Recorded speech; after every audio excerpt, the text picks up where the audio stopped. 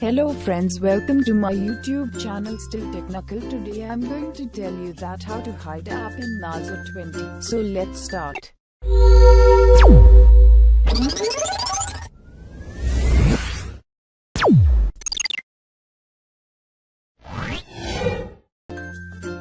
First you have to open setting.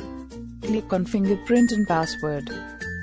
Using app lock, set password what you want. Select app what you want to lock and click on lock icon. Click on show locked only. Click on lock app. Now on hide from home screen. Now you have to on all hide from home screen one by one.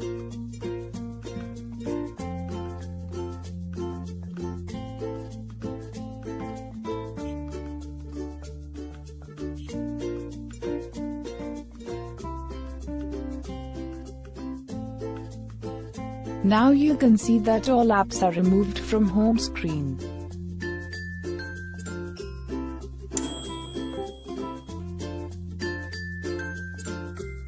To open hidden apps, swipe down and search.